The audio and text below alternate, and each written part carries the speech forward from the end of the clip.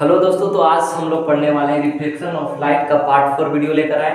तो इसमें हम लोग जानेंगे कि पार्श्विक विस्थापन है क्या। तो पार्श्विक विस्थापन को समझने के लिए वीडियो को अंत तक देखें। अगर मेरे चैनल पर नए हो तो चैनल को भी सब्सक्राइब ना करें। जब तक कि आप पार्श्विक विस्थापन के बारे में कुछ नहीं जान पाए तब तक कि आप मेरे चैनल को सब्सक्राइब नहीं कर सकते। अगर अच्छा लगे तो ही मेरे चैनल को सब्सक्राइब करो।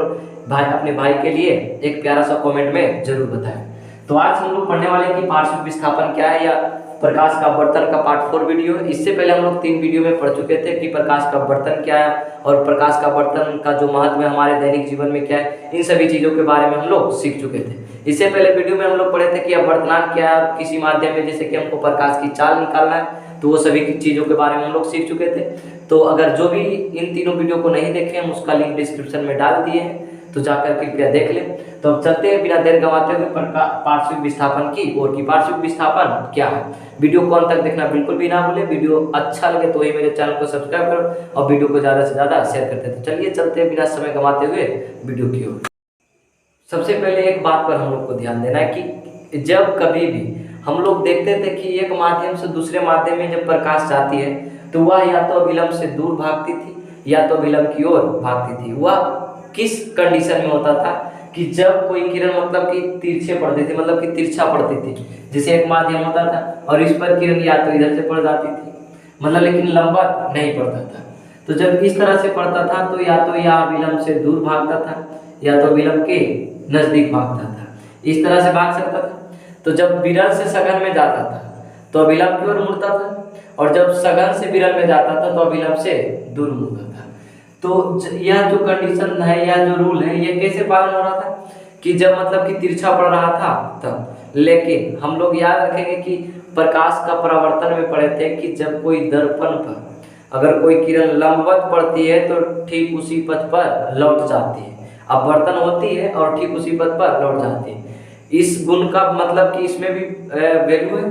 जैसे कि जब यह कोई माध्यम मान लिया जाए, ले लिए कांच ले लिए, कांच का सिल्ली, इस तरह से ये कांच का सिल्ली है।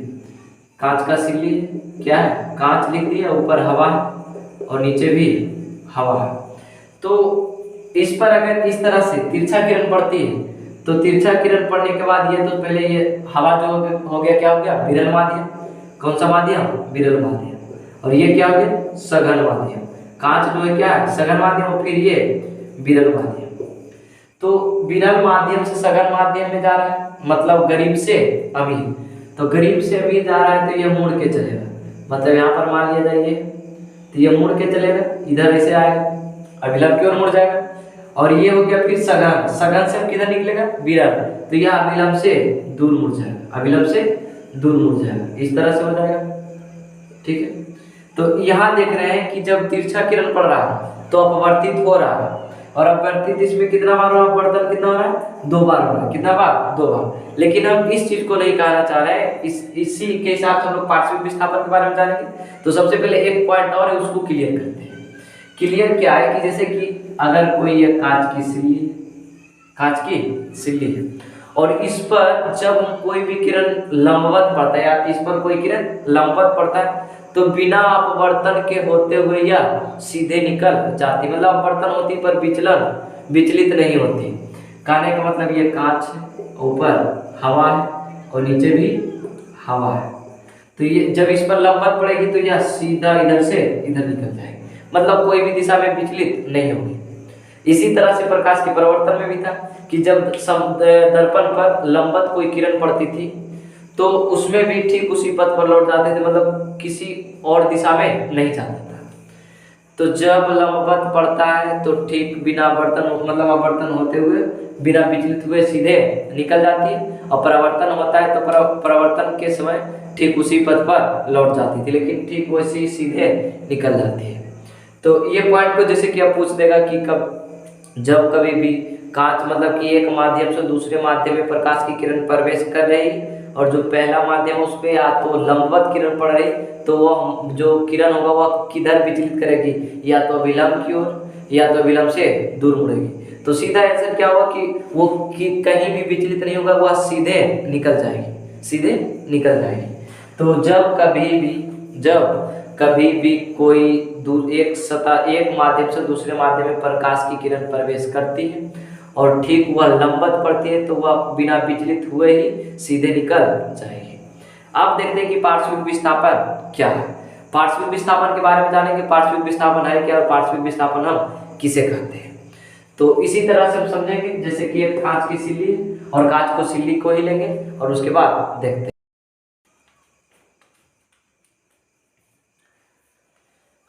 अब हम लोग पार्श्विक विस्थापन को समझते हैं कि पार्श्विक विस्थापन है क्या। तो इसमें करना क्या है कि जैसे हम दो माध्यम, तो अपवर्तन पढ़ रहे हैं तो दो माध्यम को लेना बहुत आवश्यक है। तो एक माध्यम हम कांच को लेंगे और एक तो हवा है। तो सबसे पहले देखें, ये मान लिया जाए कांच का सिल्ली, क्या है, कांच का सिल्ली। हम इसको लिख देते हैं कांच की सिल्ली, कांच की सिल्ली। ध्यान से देखेंगे तो इसमें कांच की सिल्ली है तो ऊपर हवा है और नीचे भी हवा है।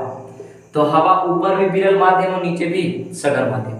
ये वाला अगर पॉइंट आप लोग को क्लियर है कि जब विरल माध्यम से सघन माध्यम में प्रवेश करती है तो वह किरण किधर मुड़ती है या किधर जाती है, या तो सघन माध्यम से विरल माध्यम में प्रवेश करती है तो या विलंब की ओर मुड़ती है या तो विलंब से दूर भागती है। ये अगर पॉइंट क्लियर है तो ये पार्श्विक विस्थापन कुछ भी नहीं, और जो कि हम इन सभी चीजों के बारे में बता चुके हैं। इससे अगले दो वीडियो में हम लोग बहुत कुछ पढ़ चुके हैं। अब इसको देख रहे हैं पार्श्विक विस्थापन को। तो हम सबसे पहले ये कांच की सिल्ली लिए, ऊपर हवा है नीचे भी हवा है। इसको हवा को हम पहले ही बताए थे इससे अगले वीडियो में कि किसी भी माध्यम के अपेक्षा अगर वायु दिया रहे तो हमेशा विरल माध्यम। कौन सा माध्यम? विरल माध्यम। जबकि कोई भी माध्यम और दे रहे हैं और एक माध्यम हीरा है तो हमेशा हीरा जो होगा सघन माध्यम होगा, चाहे कोई भी माध्यम उसके साथ हो जाए लेकिन वह होगा सघन माध्यम। हवा के साथ ऐसे ही कोई भी माध्यम रहे लेकिन हवा जो होगा विरल माध्यम और बाकी जो होगा वो सघन माध्यम। तो कांच की सिल्ली या कौन सा माध्यम? सघन माध्यम। मान लिया जाए कि हवा से ऊपर से कोई किरण आ रही है इस तरह से, ठीक है, इसको हम लंबा लेंगे, ठीक है, इसको लंबा लेंगे इस तरह से, और इधर से कोई किरण आ रही है तो ये पहले शुरू विरल से सघन में जा रही है, तो विरल से सघन में जाएगी तो यह विलंब की ओर मुड़ेगी। यह बात को हम पहले ही बता चुके हैं कि जब गरीब से अमीर की ओर जाता है, मतलब कि जब गरीब आदमी अमीर का बरा जाता है तो सुनते जाएगा, बोल चचा बोल कुछ बोल तो नहीं रहे। अगर कभी कभी तो ऐसा भी होता है कि अगर नहीं भी कुछ बोले तो बोल क्या बोले हैं आप, ऐसे हो जाता है, मतलब डर के मारे। तो वैसे ही जब विरल माध्यम से सघन माध्यम में प्रवेश करा है तो वो सुनते जाएगा, मतलब सुनते किससे जाएगा? तो विलंब से, मतलब विलंब के पास से होकर जाएगा, विलंब से पास होकर, मतलब कि विलंब के नजदीक से, मतलब इसको तो जाना चाहिए उधर से लेकिन ये अविलंब से इधर अविलंब की ओर मुड़ जाएगा, अविलंब की ओर मुड़ जाएगा। क्या हुआ कि जब विरल से सघन में प्रवेश किया तो ये अविलंब की ओर मुड़ा। अब फिर आप देखिए, अब सघन से विरल की ओर, सघन से विरल की ओर हुआ तो इस तरह से यह मुड़ जाएगा, इस तरह से यह मुड़ जाएगा, इस तरह से क्या होगा? मुड़ जाएगा। तो इसमें देखिए यह जो अभिलंब यहाँ पर क्या है? अभिलंब, अभिलंब। तो हम लोग तो समझ रहे हैं कि पार्श्विक विस्थापन क्या है, पार्श्विक विस्थापन क्या है। तो ये तो हो गया कौन सा किरण? अपवर्तित किरण, अपवर्तित किरण, अपवर्तित किरण। और ये जो अपवर्तित आपतित किरण है, सॉरी क्या है? आपतित किरण, आपतित किरण। और ये जो बीच वाला जो है अपवर्तित किरण है, कौन सा किरण है? अपवर्तित किरण। और ये जो नीचे वाला है कौन सा किरण है? निर्गत किरण, निर्गत किरण। ये जो है मतलब कि जब कभी भी कोई प्रकाश की किरण दो बार अपवर्तित हो, अपवर्त मतलब दो बार अपवर्तन उसका हो, तो यह जो अपवर्तित किरण होगा, मतलब इसको इस तरह से, यह जो अपवर्तित किरण होगा, और जब अपवर्तित किरण को आगे बढ़ाएंगे तो अपवर्तित किरण और निर्गत किरण जो होगा एक दूसरे के समांतर होगा। क्या होगा? समांतर। क्या सबसे पहले क्या लिए? एक कांच की सिल्ली है और उसमें से हम प्रकाश की किरण पास करवा रहे हैं तो इसका अपवर्तन दो बार हो गया, कितना बार? दो बार। यह जो कोण हो गया, यह कौन सा कोण होगा? आई कोण हो जाएगा।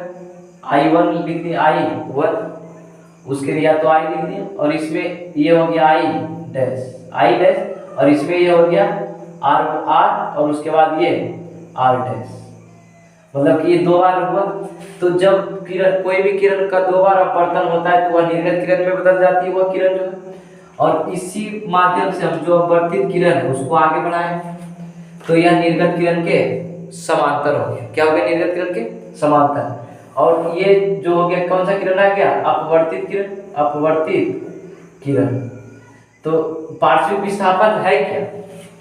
तो जो यह अपवर्तित किरण और निर्गत किरण के बीच की जो लंबवत दूरी होती है, बीच की लंबवत दूरी जो होती है उसी को हम पार्श्विक विस्थापन कहते हैं, पार्श्विक विस्थापन कहते हैं। ध्यान से, जैसे कांच की सिल्ली ली, और इसमें तो जानते हैं कि कांच की सिल्ली से प्रकाश की किरण को प्रवेश कर रहे हैं, तो इसको कितना बार, मतलब यह जो है कितना बार अपवर्तन हुआ इसका?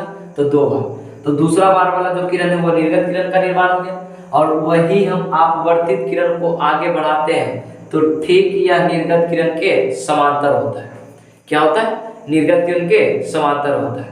तो यहाँ से जो निर्गत की अपवर्तित किरण और निर्गत किरण के बीच की जो दूरी होती है उसी को हम पार्श्विक विस्थापन कहते हैं। उसी को हम क्या कहते हैं? पार्श्विक विस्थापन। इसे हम डी से सूचित करते हैं। किससे? डी से।